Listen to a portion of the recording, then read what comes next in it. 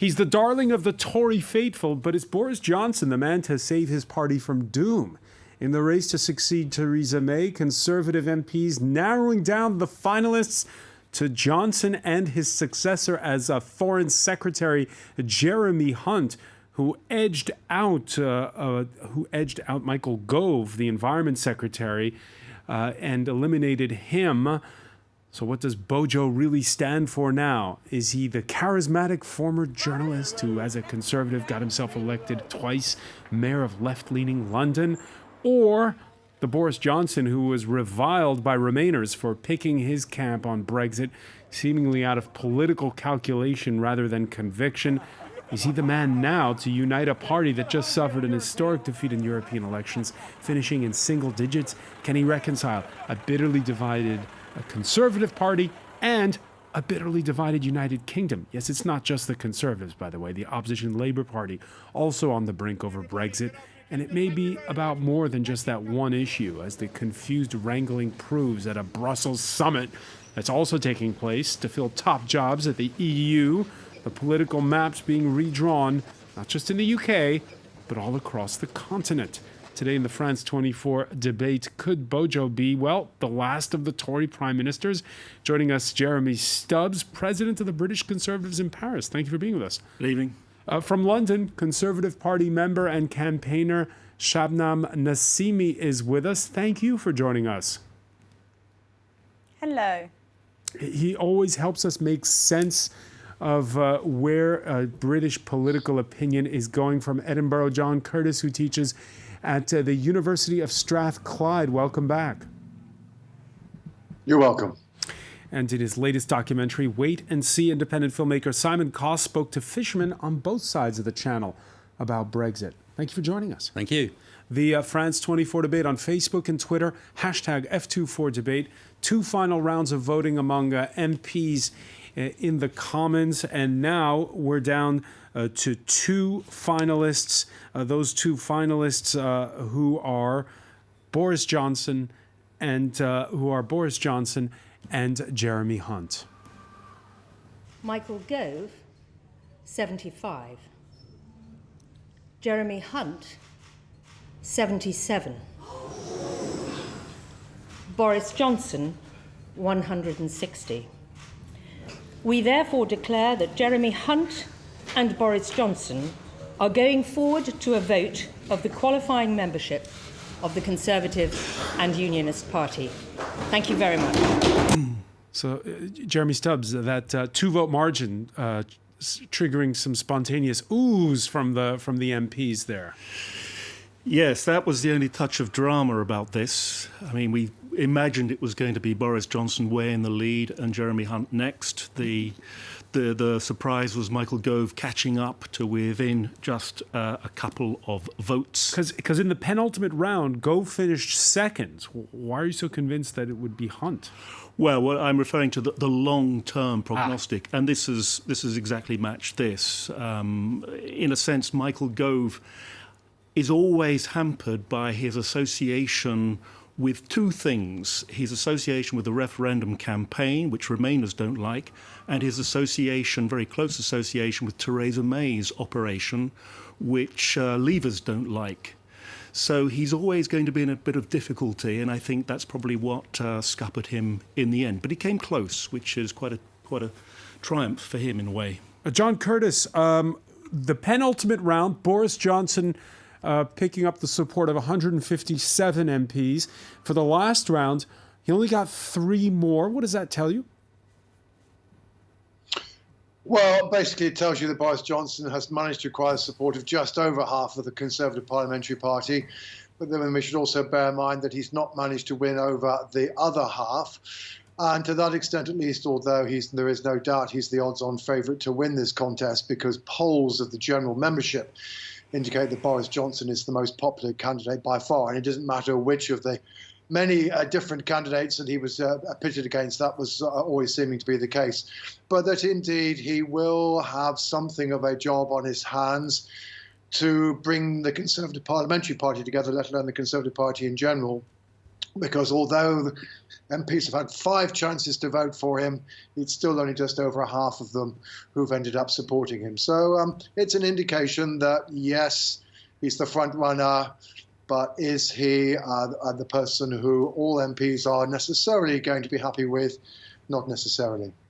Shabnam, Nasimi, your reaction to the result? Well, I think it goes to show that Boris is in the ascent to leadership as Prime Minister is the unstoppable candidate, and I think he is the candidate that will revive the Conservative Party, unite the country, and win back off Farage Tories. I think in the current climate and complex case of Brexit, he is the only candidate with a vision, with determination to get Brexit delivered by the 31st of October. And clearly the faith and the trust of over half of the Conservative MPs is with him. So it seems like we will be having Boris Johnson as the next Prime Minister of the UK. And will you be voting for him? In the beginning, I mean, first of all, I'd like to say that we were lucky enough to have a very talented and broad candidate base for the leadership campaign, who brought up new campaign styles of engaging the British public, of listening, of really getting the feel of where Britain is going. So even though there were candidates that didn't get enough votes, it has changed the climate of how we engage in British politics. With Boris, I left it to last minute in terms of who I was going to support, but through a lot of discussion, through my own research on his style of politics, on his vision, on his manifesto, I am quite positive that Boris will be the candidate that I'll be voting for, and many others. I think that his vision when it comes to getting Brexit delivered by the 31st of October is the attraction. Unfortunately, we are living in very uncertain territory when it comes to the future of Britain. But the only way to bring back our community together, the UK together, is by delivering on the referendum and ensuring that we leave the European Union by the 31st of October. Jeremy Stubbs, just to be clear, most Conservatives here in France were Remainers before the 2016 That is true, the majority. vote. Not all of them, but the majority, yes. So how will you be voting, and how do you think many of the Conservatives in France will be voting? It'll be actually fairly divided. You know, if you think that all ex-Remainers will necessarily be voting for Jeremy Hunt, it's not necessarily the case. People are trying to think, who is the person who will get us out of this situation, the situation we're all in? And to be honest, I think it's so difficult to get out of that people are ready to turn in almost any direction. Boris Johnson has a lot going for him. It depends on the campaign, is what you're saying? That because there's still a few weeks before people actually... It might do, but I don't think overall that's going to change the eventual outcome. And I think most people have decided that if it is Boris Johnson, they're going to support him. They're going to hope that he can bring something off. They don't know if he really can, but they're going to hope, and they're going to support him, I think. And you personally? I will support him, but I'll wait and see what he does, because he's never been a predictable man in the past. Yeah, Boris Johnson promising that come what may, the UK will leave the European Union by October the 31st, as was planned. None of us wants a no-deal outcome. We don't want a disorderly Brexit, which is what you're talking about. It is very, very important, however, to prepare for that eventuality. It is responsible to do that. So, Simon Coss, if I understand that correctly, we don't want a disorderly Brexit, but if it comes to that, that's what we'll get. Well, that's what Boris Johnson's saying, yeah. I mean, I think obviously the real question afterwards will be not so much what happens within the Conservative Party, but at the level of the country, whether or not that's really what the people want. There's clearly a strong feeling of people are fed up with this thing going on for as long as it has. But the country is still very clearly divided. over Brexit, and whoever is elected the Prime Minister, and I'm certainly not in a position to, I'm not an expert like the other people in the panel today who know much more about the internal politics of the Conservative Party. That's absolutely not what I know about. But quite clearly, whoever is the next Prime Minister is going to have to deal with bringing this country back together. You say you're not an expert. Do you find yourself having to explain it to French people? Yeah, with difficulty. I mean, I just come across a lot of bemusement, really, when I try to explain what's going on in the UK to French people quite often. Because I find it quite confusing myself sometimes. But what seems clear is there are two very different points of view and very clearly and honestly held points of view about what it means to be a UK national in 2019 that sort of emerged through this whole Brexit drama, if you like, and the question is how to bring those two groups of people back together, and that's a really difficult question, and I'm not sure leaving on the 31st or not leaving on the 31st, that's not going to be the end of it. I mean, I think that's clear, but that's the way I see it anyway. John Curtis, certainly Boris Johnson, one of the UK's best known, if not the best known politician at this point in time. The fact that he has this ebullient personality, is that an asset, or when you look at your polling numbers? Oh, there's no doubt. But basically, Boris Johnson has two crucial assets in this election. The first is indeed he is not only widely known, but he's popular. He's regarded as both as being as likable and also as determined, somebody who those on the Leave side of the argument think will deliver Brexit. He doesn't score quite so well on trustworthiness, but overall there is no doubt he's popular, widely known, and just liked. He manages to appeal very widely to the electorate in a way that none of the other of his competitors did. None of the other competitors had anything like the same reach, and the same is equally true of Jeremy Hunt. But he's got a second crucial asset because it's Boris Johnson, who was the best-known face of the Leave campaign in 2016. And there is a feeling amongst Conservative members that he will deliver Brexit that he didn't even think that they associated with Michael Gove, let alone Jeremy Hunt, and that indeed, remember that around 2/3 of Conservative members are in favour of leaving without a deal if necessary, and the fact that Boris Johnson has, for the time being itself, allied himself with that cause is undoubtedly a crucial asset. But this is an asset that has its limitations. I mean, you've set out a variety of things that he might want to do. One is to unite his party. Another is to rescue the party from its currently electoral difficulties. And Boris Johnson's assets certainly leave him well placed to do that. But another one you set out was to unite the country. Well, Boris Johnson, I'm afraid, is not very well placed to do that. He's now a deeply polarizing figure. All of his reach within the wider electorate, all of the people who say they might switch to the Conservatives if Boris Johnson becomes the Conservatives leader, they are all entirely on the Leave side of the argument.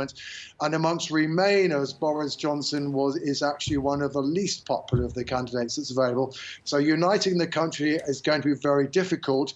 And then, of course, that does leave the even bigger question of whether actually he will be able to leave the European Union by October the 31st, about which, shall we simply say, amongst the commentariat, there is widespread scepticism. Widespread scepticism. And Shabnam, Nasimi, before getting in that Brexit bus in 2016, Boris Johnson really waited till the 11th hour before choosing his camp, and that's what's stoked all this resentment towards him. His former editor at the Daily Telegraph once said he wouldn't trust him to tell him whether it was Monday or Tuesday. In view of that, he may energize the Conservative Party, but can he unite the country? I think he can. I think we need to focus more on what he's done and less on things he may have said. His record as the Mayor of London, winning 2 consecutive elections, and as a result of Mayor of London building affordable housing, knife crime had fallen, as well as taxes, and a number of other achievements in a city that's incredibly diverse, one of the most diverse cities in the world, a Remain main city such as London, and very much a stronghold Labour city. He had won 2 elections. The public's trust were based on his achievements as mayor, and he has a proven track record of delivering on what he stands for. He has vision, he has determination, and the key, I guess, here is that people are backing him mainly because he's the only candidate that's firm, believes in Britain, believes that we can have a global future and a secure future, trading with the rest of the world, partnering with the global world outside of the EU. And I think a task such as Brexit, one of the most difficult and challenging tasks any government has ever undertaken, a peacetime government, you need a visionary prime minister, someone that has complete faith. You heard John Curtis say that according to polling numbers, he's a polarizing figure and that he's not trusted outside of the Conservative Party. That's understandable, of course. I mean, the Conservative Party has become very divisive over the last couple of years, particularly because of Brexit. British politics has become divisive for the British public, divisive between Leave and Remain, between different groups of people, diverse, gender, etc. So I understandably understand that that picking Boris Johnson as the next leader of the Conservative Party and the Prime Minister of Britain can seem risky, but in such a situation, like I said, he can be an asset. He has proven to deliver on what he believes in. He has a vision, and it's about dictating those visions and ensuring that we get outcomes for them. All right, we'll give his rival a second look when we come back. Stay with us. You're watching the France 24 debate.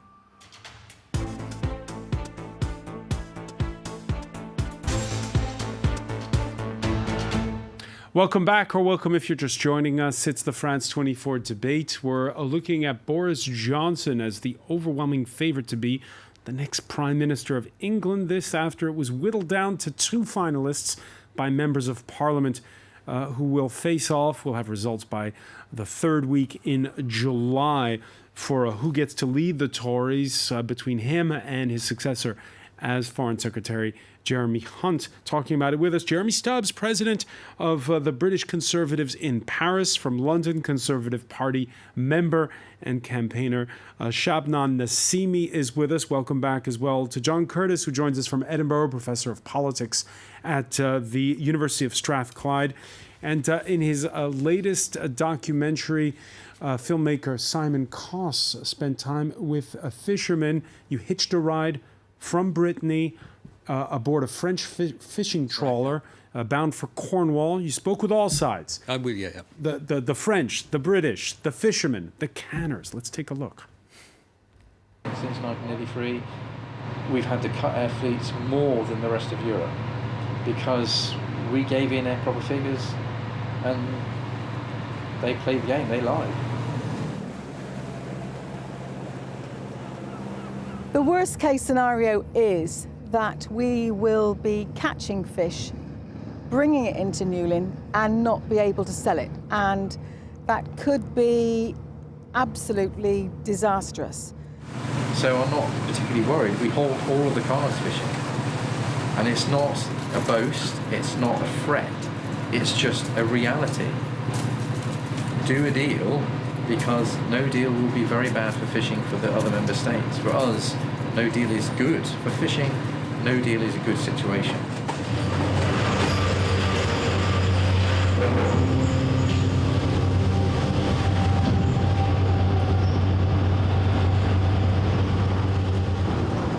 Mais qui vient d'empêcher tout ce poison? Il n'y a pas de poisson à pêcher si nous on ne veut pas, les Anglais ne veulent pas. Pour l'instant, on ne sait pas trop quelle sauce on va être mangée, de toute façon, donc on attend quoi.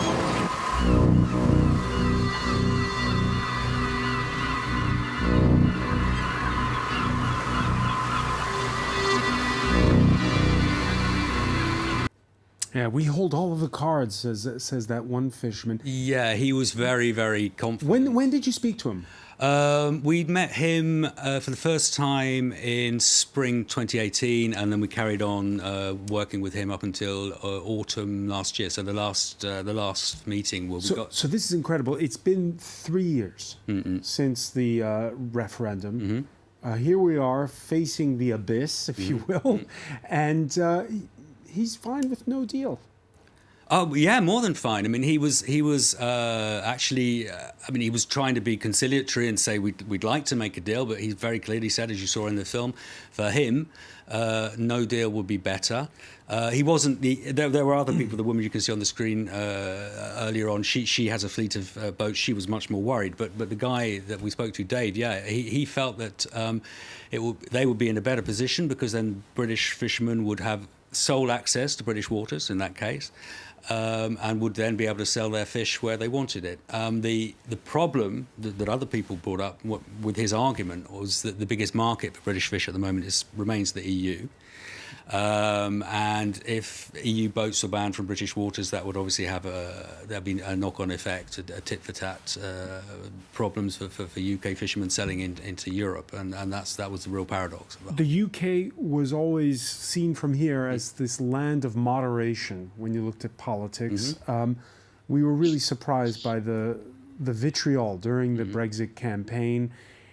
Does it seem to you when you were shooting that documentary that 3 years on, that vitriol is still there? Well, actually, it was interesting. I went with exactly that idea in mind. I'd made a previous film in 2016 about Brexit and came across a bit of the vitriol. But actually, talking to Dave during the film, he wasn't vitriolic. I mean, he was very clear about what he was defending. But at the end of the film, he actually was prepared to come over to France and meet his opposite numbers in France and talk to them.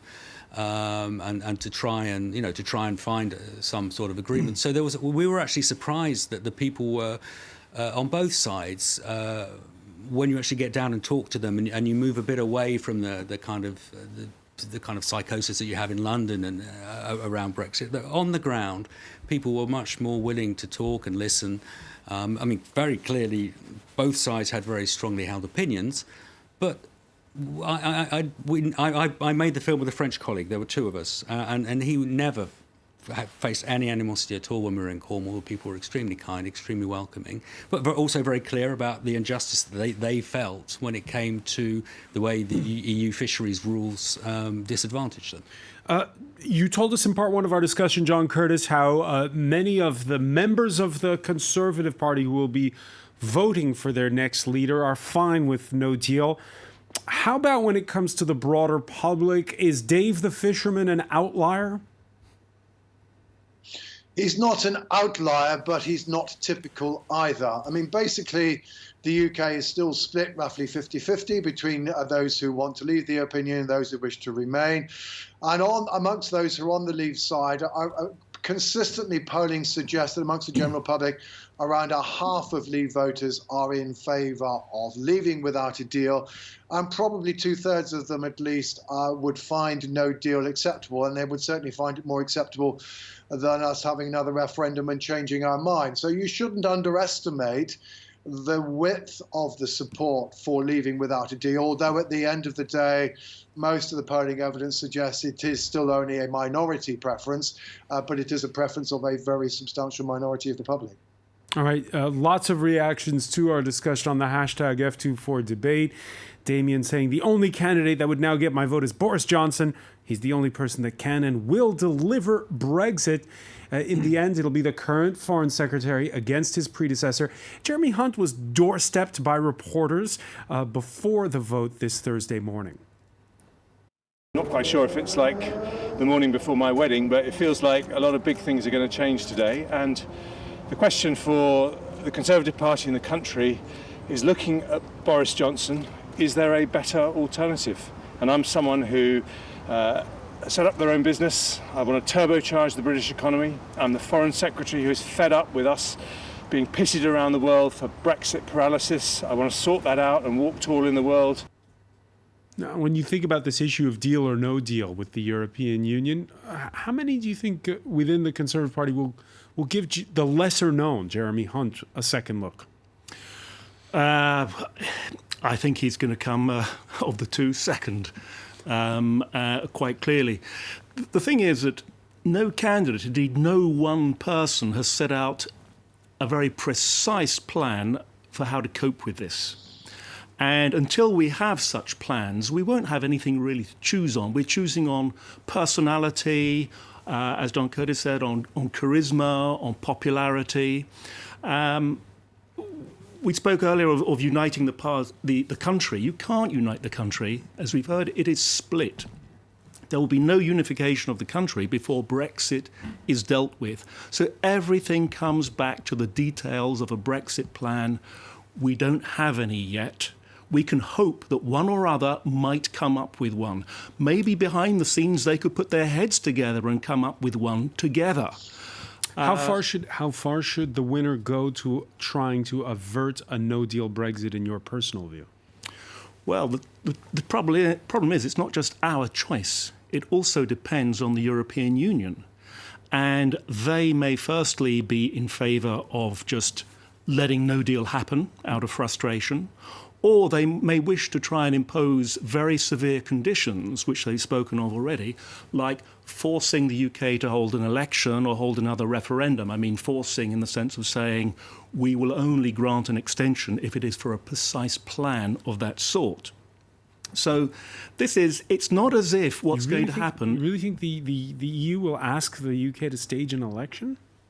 Well, it's not so much that they will ask, but they will expect something concrete in a plan of that kind. And if they don't get it, then they will not accede to the demand for an extension. I mean, what I'm saying is that this is not something that is purely under the control of the next Prime Minister of the UK. All right, Theresa May called a snap election, you'll recall, in 2017. The next election is not scheduled till 2022. She found herself 10 votes shy of a majority, beholden to the support of the Ulster Unionist DUP party. There's a chance, Shabnam Nasimi, that whatever happens, because, as John Curtis said at the outset, Parliament is against a no-deal Brexit, that Boris Johnson will lose a vote of no confidence. Will he then be the best man to lead the Conservatives in a general election? Well, first of all, I think in no situation would anyone want to leave, any British citizen or politician would want to leave with a no deal, leave the European Union with a no deal. However, I think when it comes to the last resort, when we know that there is no other possible solution to this, we will need to leave with a no deal. The only thing, as the other panel speakers have wisely mentioned, is we need to have a plan. And at the present, there isn't a plan in place.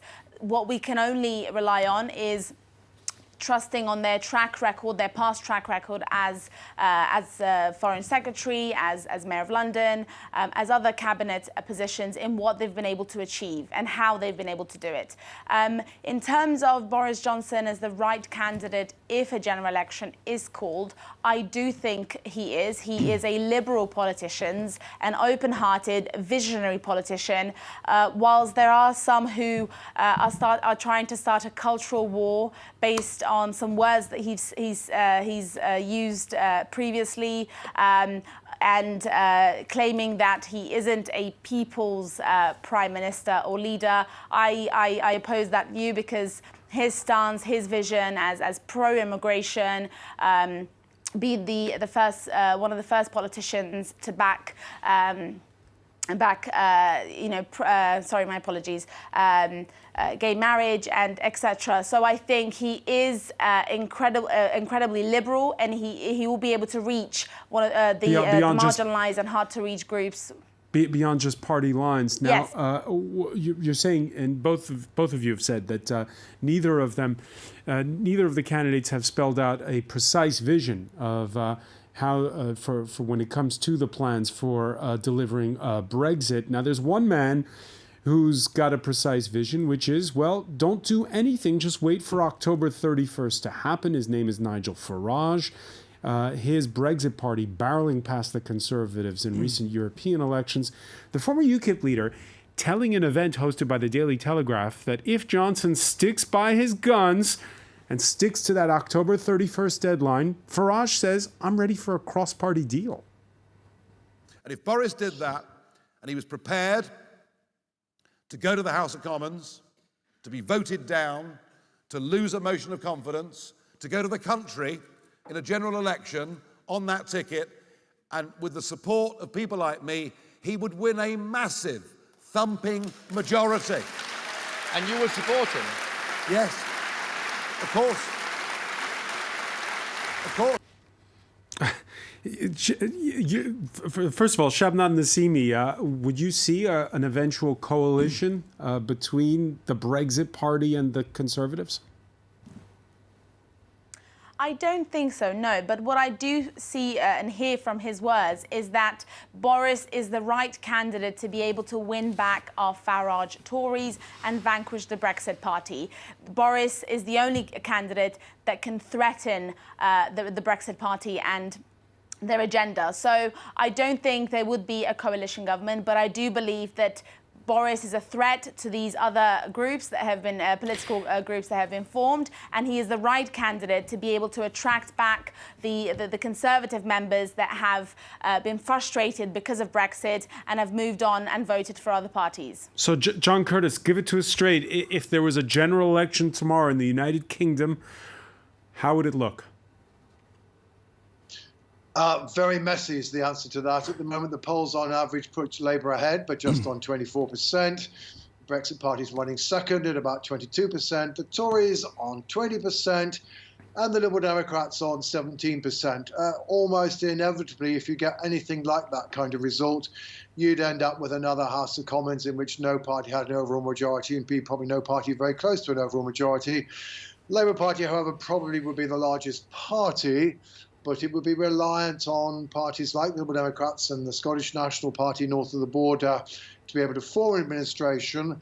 And it would therefore find itself in a not dissimilar position to the one in which Theresa May has found herself recently, i.e.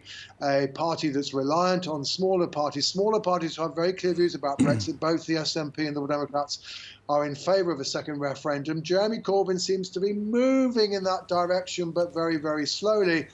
And there might well be a question mark about even if he were to become a leader of a minority administration and he were to try to go for a second referendum, whether the votes will be there in the House of Commons, because not all Labour MPs are very keen on the idea. So we could, frankly, as a result of general election, simply find ourselves in exactly the same place with a minority administration that is unable to resolve the Brexit impasse. And just briefly, to be clear on that, John, you read out those poll numbers for us, but Britain has this first past the post system that favors the two major parties. Yep.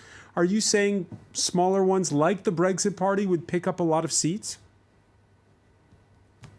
Yes, well, certainly if the Brexit Party is running at 22%, then certainly they would be expected to pick up quite a lot of seats. Indeed, they might end up with more seats than the Conservatives. But undoubtedly, as one of your other contributors already said, one of the biggest attractions that Boris Johnson has for the Conservative Party at the moment is that when people are asked what might you do if any of the candidates were to become leader of the Conservative Party, Jeremy Hunt doesn't make any difference to the Brexit Party numbers.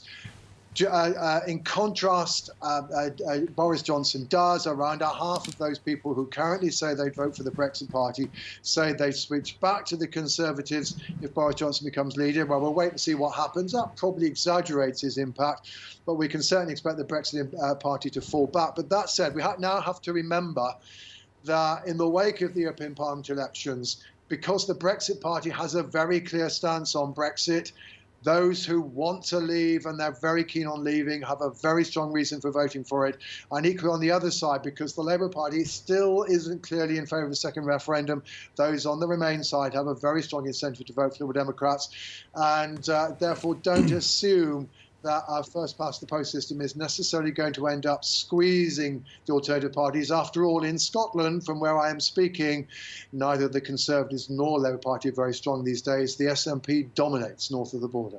All right, these parties that are big tents that have different factions are having a hard time on both sides of the channel.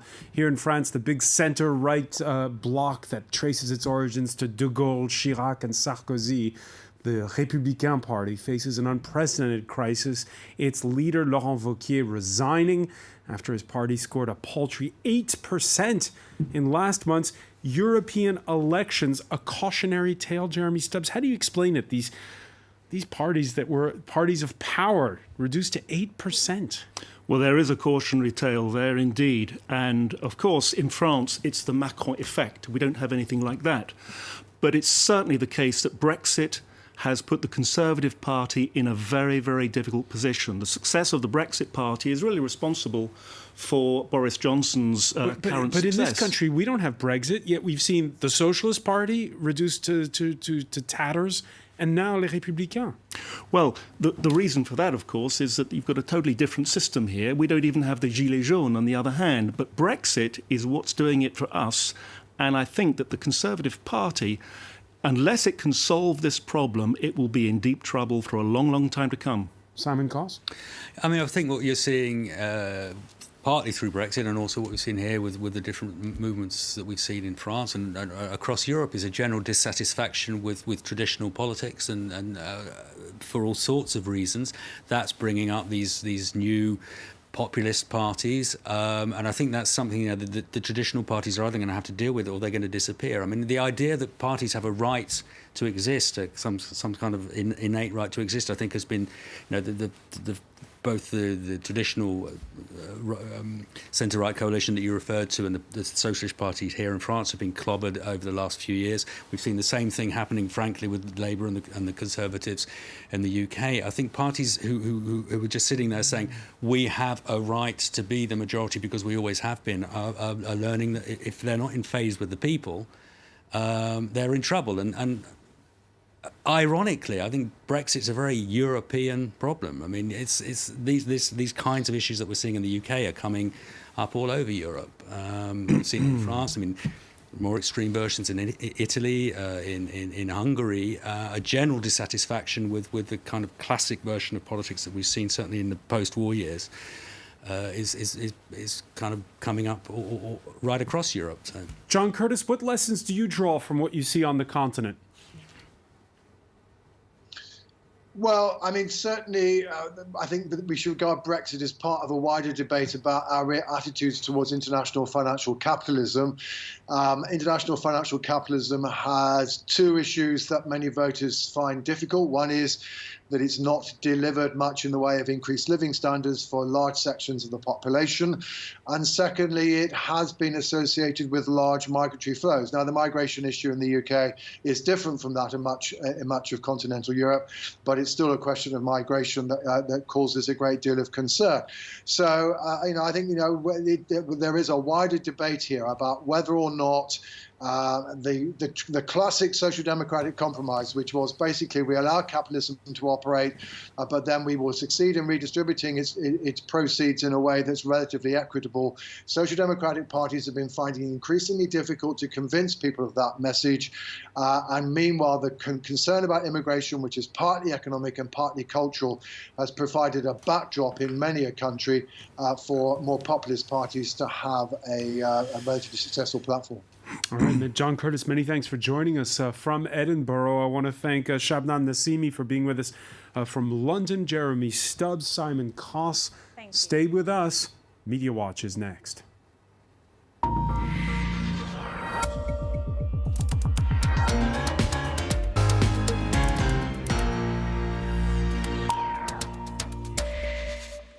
And we say hello to James Creedon. Hi, Francois. Quick look at reactions on social media to everything that's going on. Across the channel, the live blogs of various news websites have been tracking reactions as they come in. The candidates themselves have been tweeting. Boris Johnson, I'm deeply honoured to have secured more than 50% of the vote in the final ballot. Thank you to everyone for your support. I look forward to getting out across the UK, etc., etc. So just acknowledging that he's pretty well placed. Jeremy Hunt admitting that he's the underdog, but in politics surprises can happen, as they did today. I do not doubt the responsibility on my shoulders to show my party how we deliver Brexit and not an election, but also a turbocharged economy, etc. So they're all sort of reacting to the results. Michael Gove saying that he's naturally disappointed, but proud of the campaign that we ran and thanking his team. There are various other elements being kind of plucked from Twitter by The Guardian's live blog and others. This is Pippa Crerar of the Mirror newspaper. She's kind of looking into the vote distribution. This was my question, because some people, Boris got 157 the previous round, he only got 160. Right, so some people were sort of perhaps without enough evidence saying what's going on here, maybe even vote rigging. The Guardian's comment on that is vote rigging is absolutely not the right word. Getting your supporters to vote in such a way as to deliver the required result is more akin to tactical voting than vote rigging. So obviously people getting into the mechanics of all of that. And throwing in a bit of conspiracy. That's right. Others saying, look, this was just a campaign well ran and well organised, and people kind of showing the extent of how it all kind of played out, if you like, and saying it was well done. George Parker here of the Financial Times saying that if you were Gavin Williamson, you couldn't have invented a more perfect result. Boris Johnson wins over half of Tory MPs, so obviously everybody really seeing this as a case, as this headline says, can anything stop him from becoming Prime Minister? There will be a TV debate. ITV has just announced that there will be a head-to-head between the two final candidates on the 9th of July, and that, of course, after this week's debate between the candidates before it was whittled down, elegantly described by John Crace of The Guardian as what was it? Aging boy man take twat. Anyway, there was a certain amount of satire going on about that particular contest. I suppose many people really feeling that Boris Johnson has it in the bag. A lot of speculation about that online, unless he throws it away by saying or doing something really bizarre in the meantime. So the usual criticisms of Boris Johnson about, maybe fudging his language or quite a bit of newspeak, etc. Could that sink him? Probably not, is the answer to that. But of course, every day has its new revelation about that. There was, at that debate, The Sun has come out today with the fact that his mic was left open afterwards, and the date that he said he will set for Brexit, which is October the 31st, he was overheard afterwards saying to the other candidates, see, we don't agree on that much. And Michael Gove immediately said the dates, we do disagree on the dates. And Boris Johnson replied, said, oh, not really, Pa. So there's been a fair bit of analysis about how he's telling different people different things, if you like, which I suppose you could say, if you have to then go and negotiate, is not entirely stupid, because you can't put all your cards on the table. But people are lacking in trust, I suppose, of his language and his communications. But that's not new. Okay, many thanks for that, James Creedon. We shall see. It's going to play out over the next month, the party leadership, and then we'll have to see what the House of Commons thinks about it all. I want to thank our panel once again. Thank you for joining us here in the France 24 debate.